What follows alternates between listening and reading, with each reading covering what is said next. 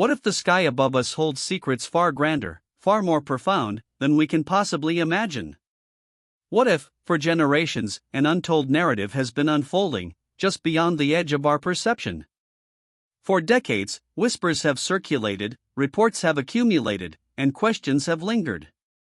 Questions about objects in our atmosphere that defy explanation, technology that seems to outpace our own, and a persistent, unsettling silence from those in power. But a shift is occurring. A slow, deliberate unveiling. The hidden files are beginning to surface, and the witnesses, they are speaking. Their words, fragments of a larger puzzle, challenging everything we thought we knew. Before the term UFO entered our lexicon, before the Cold War paranoia and the sophisticated cover-ups, there were simply anomalies. Lights in the night sky. Unnatural movements.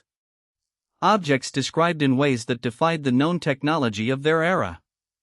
These early accounts, often dismissed as folklore or misidentification, laid the groundwork. They were the first faint signals, the initial stirrings of something unknown. Farmers, pilots, ordinary citizens, their stories, collected in dusty archives, painted a consistent, if unsettling, picture of an unknown presence. Were they truly isolated incidents, or did they hint at a pattern far older than we acknowledge? The summer of 1947. A private pilot named Kenneth Arnold was flying near Mount Rainier, Washington, when he witnessed something extraordinary. 9 disc-shaped objects, moving at incredible speeds, skipping across the sky like saucers skipping on water.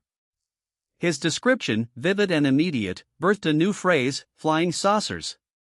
Suddenly, the world had a name for the inexplicable, and a phenomenon was ignited. Arnold's testimony wasn't just a fleeting observation, it was a catalyst. It opened the floodgates for countless similar reports, transforming isolated anecdotes into a global sensation. A new chapter in human history had just begun. Just weeks after Kenneth Arnold's sighting, another event would embed itself deep within the collective consciousness: Roswell, New Mexico. In July 1947, a rancher discovered strange debris scattered across his property. Metallic, yet unlike any material he had ever seen. The initial press release from the Roswell Army Airfield stated they had recovered a flying disc. For a brief, electrifying moment, official confirmation. But that moment was fleeting. Almost immediately, the story shifted. A weather balloon. Just a weather balloon, they claimed. The public, left with conflicting narratives, began to question. A seed of doubt, planted deep in the arid desert soil. The Roswell incident provided the template for future encounters: initial acknowledgement, followed by swift, comprehensive denial. Witnesses, including Intelligence Officer Major Jesse Marcel, spoke of lightweight, incredibly strong material, unlike any known alloy. He described strange symbols, unreadable characters, adorning the wreckage. Yet, the official narrative became immutable. A simple weather balloon, quickly replaced by mundane remnants. But for those who saw the original debris, the explanation felt hollow. The discrepancy between what they experienced and what the public was told created a chasm of mistrust. Was it really just a weather balloon, or was something far more significant being hidden? In the wake of mounting sightings and public concern, the U.S. Air Force launched Project Sign in 1948. This was the military's first official study of unidentified flying objects. The mandate: to collect, collate, and analyze all credible reports. They sought answers, genuinely. Their initial findings were unsettling. Some phenomena simply could not be explained by conventional means. An estimate of the situation report even concluded that some UFOs were likely real, intelligently controlled objects, possibly of extraterrestrial origin. But this conclusion, deemed too radical, was swiftly rejected by superiors. A dangerous precedent was set. The truth, perhaps, was too inconvenient. Project Sign soon gave way to Project Grudge. The name itself hints at a shift in approach. Where Sign sought answers, Grudge appeared to lean towards dismissal. The tone changed. Emphasis was placed on debunking, on finding conventional explanations for every sighting. The default assumption became human error, misidentification, or outright hoax. This wasn't merely a re-evaluation, it was a deliberate pivot. The official stance began to solidify: there was nothing to see here. Move along. The very notion of an unexplained aerial phenomenon became synonymous with delusion. A narrative was being carefully constructed, shaping public perception for decades to come. The longest-running and most famous of these Air Force projects was Project Blue Book, established in 1952. For 17 years, it served as the public face of UFO investigation. It collected thousands of reports, interviewed countless witnesses. While its stated mission was to determine if UFOs posed a threat and if they represented advanced technology, its actual legacy became one of ambiguity. Many cases were left unexplained, yet the overall public conclusion consistently leaned towards no evidence of extraterrestrial visitors. The project officially closed in 1969, leaving behind a mountain of unanswered questions and a growing public distrust. A legacy etched in paradox. In 1966, the Air Force funded the University of Colorado to conduct an independent scientific study of UFOs, known as the Condon Report. The hope was to definitively settle the matter. But it only deepened the schism. While the report famously concluded that further study of UFOs was unlikely to yield significant scientific advances, some of the very scientists involved disagreed. Internal dissent. Allegations of bias. The project became embroiled in controversy, failing to provide the clear-cut resolution the public craved. Instead, it cemented the official dismissal, effectively ending large-scale government investigation into the phenomenon for decades. A scientific consensus, perhaps. But a contested one. Despite official dismissals, the sightings did not stop. If anything, they intensified. And with them, a growing number of credible witnesses began to step forward. Not just fringe enthusiasts, but military personnel, commercial pilots, law enforcement officers. Individuals with careers and reputations to protect. Their experiences were often traumatic, life-altering. They faced ridicule, professional consequences, and personal attacks. Yet, they persisted. They felt compelled to share their truth. These were the individuals who, through their courage and conviction, kept the mystery alive. Their testimonies, a beacon in the darkness of official secrecy, would prove far more resilient than any report. December 1980. Rendlesham Forest, Suffolk, England. A series of strange lights were observed by U.S. Air Force personnel stationed at RAF Woodbridge in Bentwaters. What followed would become one of the most compelling UFO incidents in history. Security forces investigated, encountering a metallic, triangular craft that seemed to hover silently, emitting bright lights. This wasn't some distant spectacle, it was a close-range encounter in a NATO-controlled forest, involving highly trained military personnel. The witnesses were disciplined, credible, and under strict orders. Yet, their official report, initially hushed, detailed an event that defied all rational explanation. A silent intrusion into our reality. Staff Sergeant Jim Peniston was one of the first on the scene at Rendlesham. He claims to have touched the craft, describing it as warm, smooth, with strange symbols etched into its surface. He even experienced a telepathic download of binary code, a series of coordinates and future predictions. His account, consistent over decades, details an experience far beyond human comprehension. Despite official attempts to downplay or discredit, Peniston never wavered. His insistence, his detailed recall, adds another layer to the enigma. Could such a vivid, consistent memory be mere hallucination? Or was he truly privy to something extraordinary?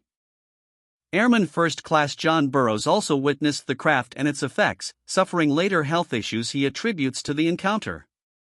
Crucially, Deputy Base Commander Lieutenant Colonel Charles Halt, a high-ranking officer, also arrived on the scene. He saw the lights. He witnessed the craft's movements. He recorded his observations in a now-famous memo, describing unidentified objects hovering, shining beams of light down into the base, and moving with incredible agility. His official report, a rare example of military testimony acknowledging unexplained aerial phenomena, lends immense weight to the Rendlesham case. A decorated officer. A direct observation. Unquestionable credibility. Deep in the Nevada desert lies a place synonymous with secrecy, Area 51. For decades, it was merely Groom Lake, a classified facility shrouded in myth and speculation. Rumors persisted of reverse-engineered alien technology, crashed spacecraft, and extraterrestrial beings. The government's absolute denial only fueled the fire, turning it into a beacon for conspiracy theories. But as with all secrets, the truth eventually finds a way. In 2013, the CIA officially acknowledged the existence of Area 51, stating its purpose was the development and testing of advanced reconnaissance aircraft. Yet, for many, this partial admission only validated the initial suspicion: where there is smoke, there is often fire. What other secrets does the desert hold? Among the most controversial figures associated with Area 51 is Bob Lazar. In 1989, he claimed to have worked at a clandestine site near Area 51 called S4, where he allegedly helped reverse-engineer alien spacecraft. His testimony detailed propulsion systems powered by element 115, a then undiscovered heavy element, and exotic physics. Lazar's story polarized the UFO community: a genius whistleblower or an elaborate hoaxer? Despite scrutiny and attempts to discredit him, Lazar's core narrative has remained largely consistent. His influence on public perception of Area 51 and the idea of government secrecy surrounding advanced technology is undeniable. A lone voice against a wall of denial. Lazar's claims about element 115, or ununpentium as it was then known, were particularly striking.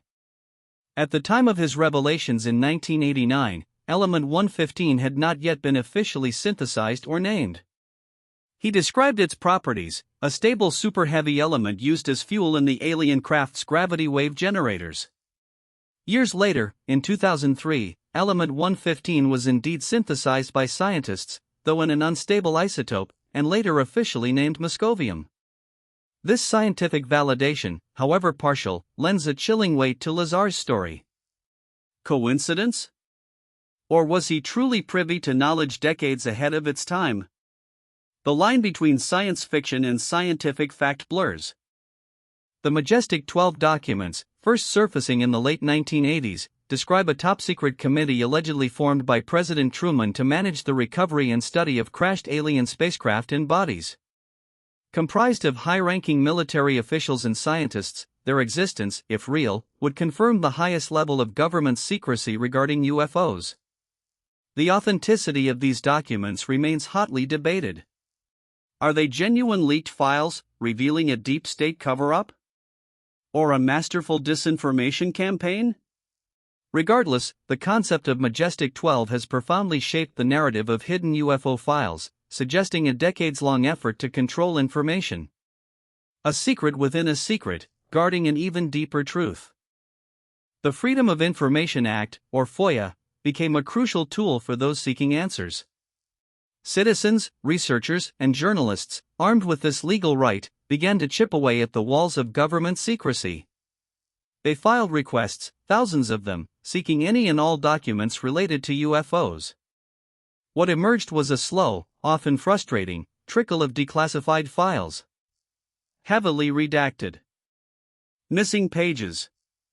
But within these fragments, glimpses of official interest, internal debates, and unexplained observations confirmed that the military and intelligence communities had indeed been tracking phenomena far beyond public knowledge. A battle for transparency, fought one document at a time.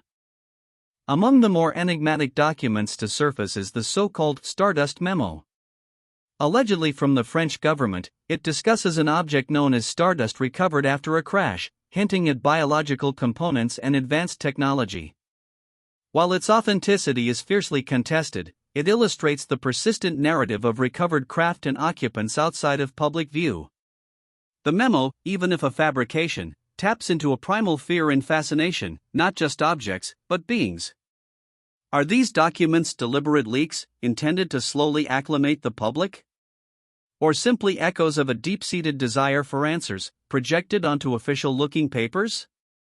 The layers of deception run deep. When Project Blue Book officially closed its doors in 1969, the public largely believed the government's investigation into UFOs had ended. But for many, this seemed too convenient. The phenomena persisted.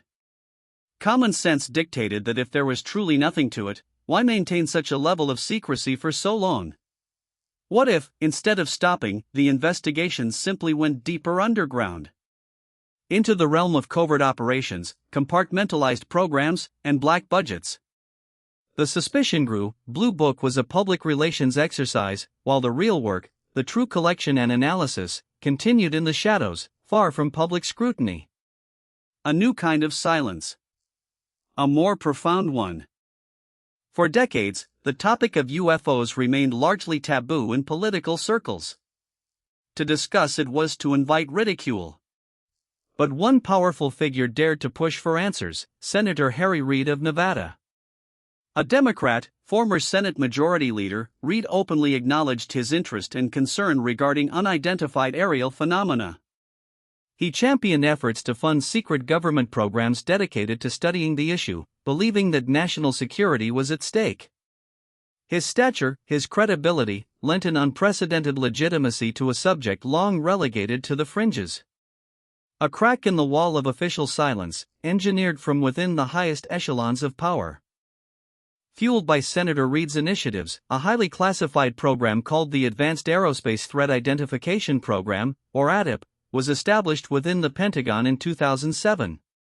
Its mission, to investigate UAPs that posed potential threats to U.S. national security. For years, its existence was kept strictly under wraps. This wasn't Blue Book.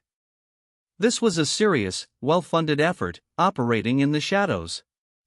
The fact that the Pentagon, once so dismissive, was covertly funding a program to study unexplained phenomena sent shockwaves through the UAP community when its existence was finally revealed in 2017.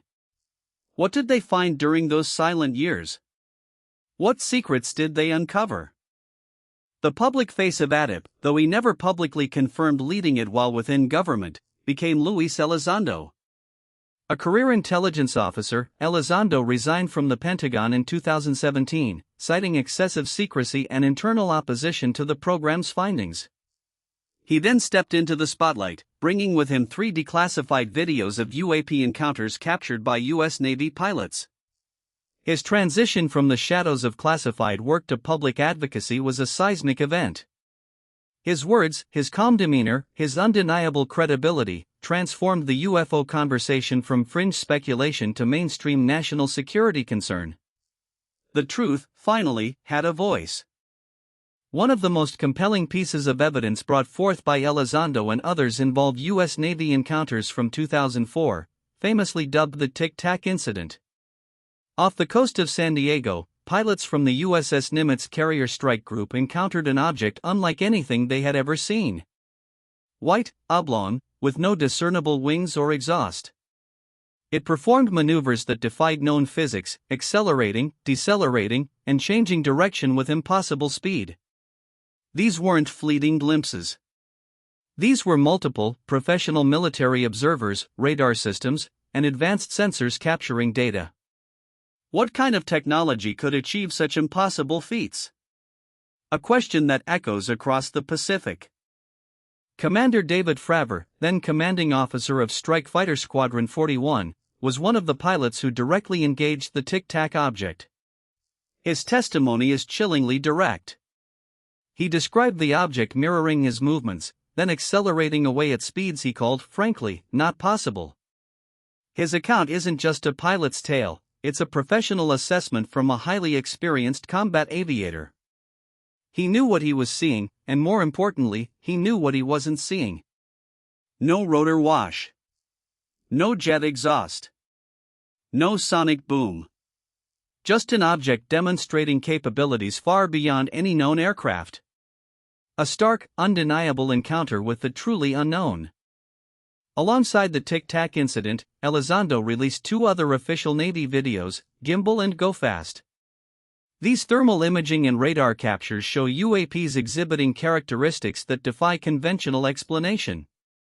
The gimbal video shows an object rotating against the wind, with no identifiable exhaust. Go Fast depicts an object speeding over water at incredible velocity. These aren't hoaxes. They are verified, declassified military footage. They represent incontrovertible evidence of objects operating within our controlled airspace, displaying capabilities that challenge our understanding of aerodynamics and propulsion. The videos themselves are questions, filmed and preserved for the world to ponder. The public revelation of ATIP, Luis Elizondo's testimony, and the declassified Navy videos shifted the conversation profoundly. This was no longer about little green men. This was about national security. Unidentified objects operating in highly restricted military airspace, performing maneuvers no known adversary could achieve. The intelligence community, the military, now had to grapple with the implications. Who controls these objects? What are their intentions? The questions moved from are they real, to what do they mean for our defense? A fundamental challenge to sovereignty, to safety, and to our understanding of global power dynamics. The stakes had been raised considerably. Since 2017, the trickle of truth has become a steady stream.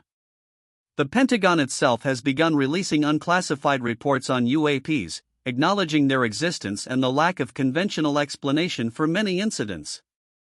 These reports, while carefully worded, confirm what many witnesses have claimed for decades: we are not alone in observing these phenomena. They don't offer answers, but they offer validation. Validation for the pilots, the radar operators, the ground crew, who dared to report what they saw. It is a slow, methodical process, this official peeling back of layers. But each declassified document, each cautious statement, further deepens the mystery rather than resolving it. From the early days of Project Blue Book to modern fighter jet encounters, the testimonies of pilots form a remarkably consistent narrative. Objects defying physics. Extreme acceleration. Silent flight. These aren't isolated anecdotes, they are recurrent themes across different eras, different aircraft, and different geographic locations. Commercial pilots, military aviators, even astronauts, their professional observations speak volumes.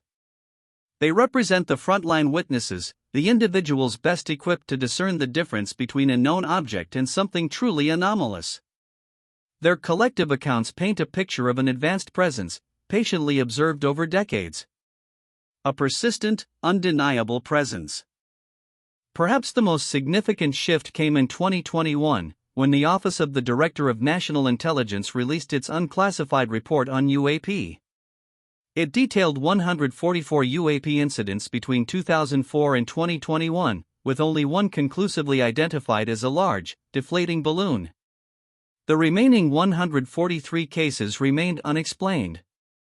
This wasn't merely acknowledging sightings, it was the entire intelligence community, in an official capacity, admitting a profound unknown. This report, a milestone, shattered decades of government denial and dismissal.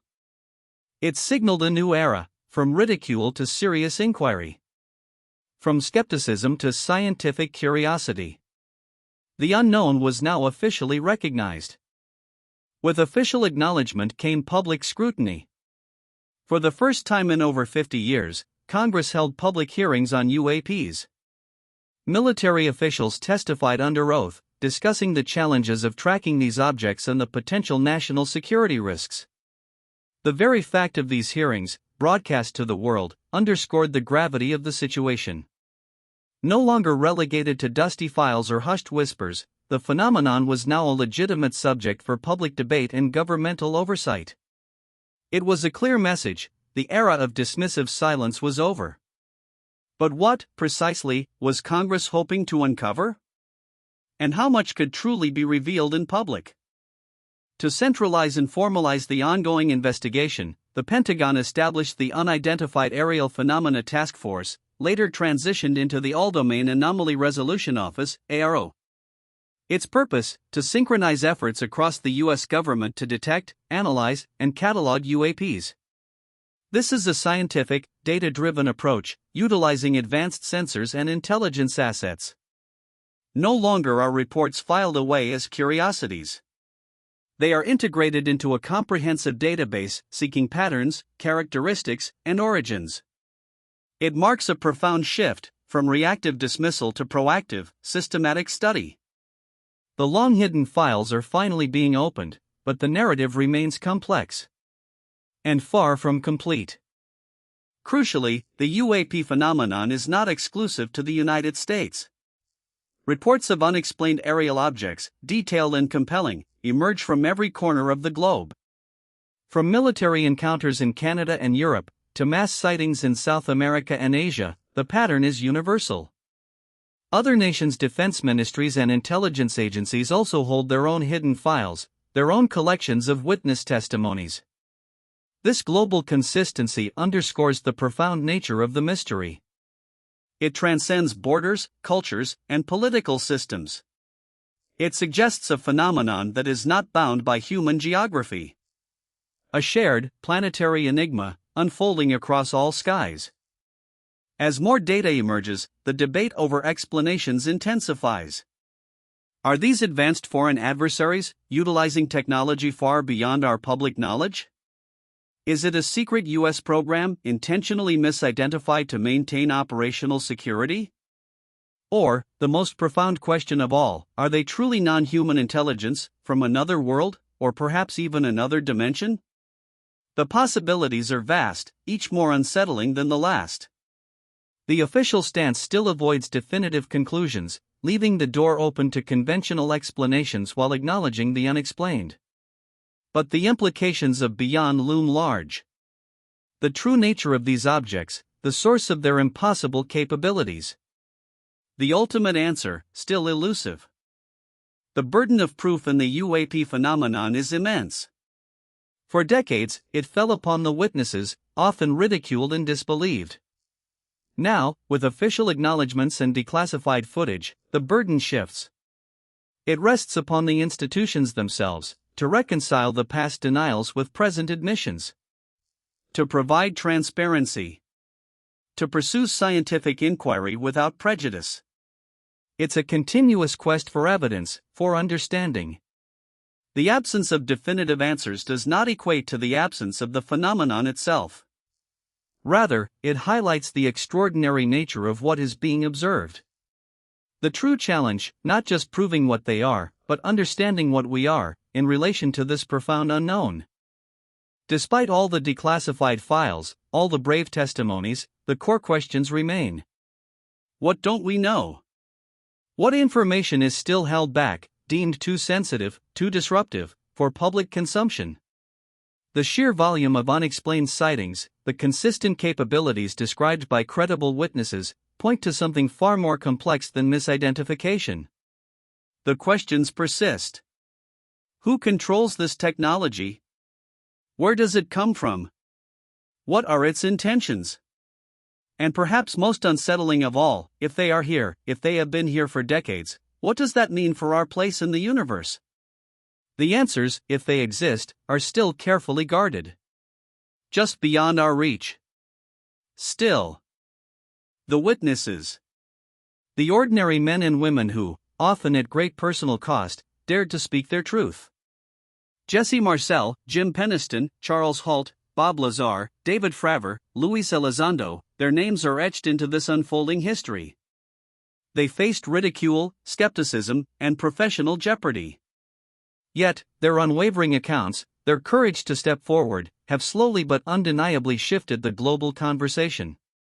They are the human element of this profound mystery, their voices amplifying the silent hum of the unknown.